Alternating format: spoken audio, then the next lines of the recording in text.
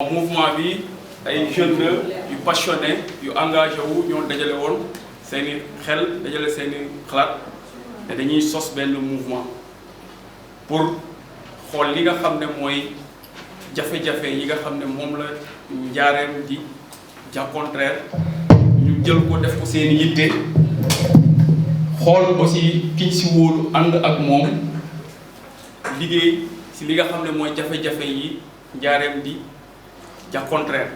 dañ tënkee ne nañu jël comme monsieur le ministre Dame Diop ñu invité ko waxtaan ak moom xamal ko ne ko nag bëgg nañ aussi tàllal ko loxo ànd ak moom liggéey jàppale ko ba mu jot ci commune bi mais également appuyer ko ànd ak moom ñu liggéey ba jafe-jafe yi nga xam ne moom la population bi di jànkonteel ñu teggi leen ko wala ñu teggi ci li ci ëpp.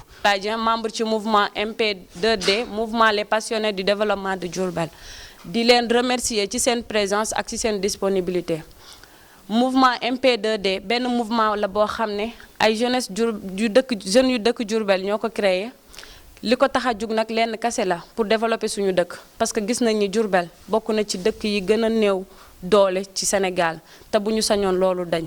monsieur le ministre gis nañ fi entreprise yoo xamante ni ñu ngi dat depuis les années 60 ñu ngi ni nekk en faillite bu ñu sañoon loolu jeex tali yi màgget na li fi màgget bari na te yow lañu am yaakaar que ni mën nga ko defar moo tax ñu jël suñu doole ànd fa seen ànd ak yow defar loolu ñu ngi lay ñaanal aussi nga nekk maire parce que ci loolu la ñu compté pour mën a def ko ni ñu ko bëggee.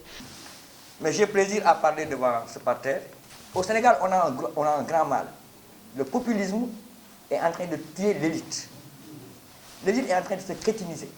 L'élite est complexée. L'élite démissionne. Si vous avez choisi de porter la casquette d'intellectuel, il faut avoir le courage de l'assumer. De l'assumer et de le porter. Accompagner un homme comme Dame Diop, je ne le dis pas parce qu'il est là. C'est aussi un grand intellectuel. Ce qui m'a séduit chez lui, c'est sa structure intellectuelle et comment il travaille. Je suis content que vous ayez pris la décision de le soutenir.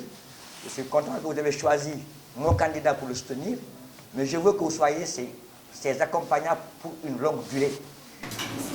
tey may wax ni waa Diourbel man leen tam bu ñëwee nañu dinaa leen defaral Diourbel tëdd leen ndax nañ il faut ñu conscientiser wu ci loolu il faut ñu xam ne ñun ñooy jug ñun jeunesse si Diourbel ñun ñooy jug taxaw ànd ak ki nga xam ne taxaw na pour pare pour liggéey ñu ànd ak moom liggéey puisque dañu sonn ci nax dañ ko dundaat ko dundati ko léegi nag ça suffit te am nañu yaakaar ci yow yàlla nag bu yaakaar boobu noonu.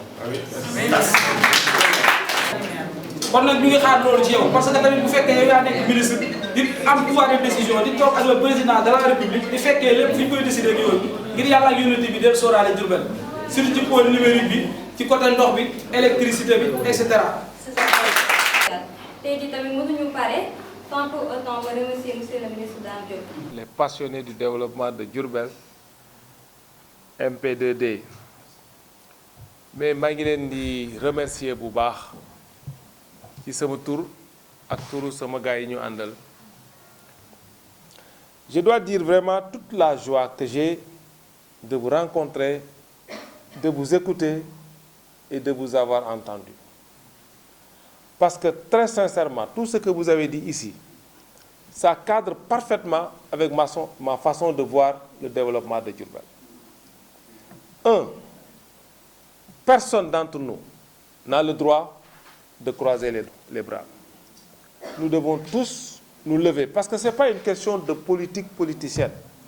J'ai dit la politique, elle n'est pas mauvaise. Elle est difficile, mais elle est noble. Parce que c'est l'art de bâtir sa cité. Donc, qu'on dise qu'on laisse l'art de gérer la cité aux médiocres, aux gens qui ne sont pas, je ne veux pas être méchant, mais aux médiocres, que tous les grands intellectuels, les savants, les grands sérignes, tout le monde se délaisse de la politique, ça veut dire que laisser notre société entre les mains des gens inexperts. Et lolo, tout ce que nous vivons fondamentalement dans nos collectivités territoriales. Or, aujourd'hui, vous comme moi, nous n'avons rien à envier aux gens qui ont construit leur pays respectif.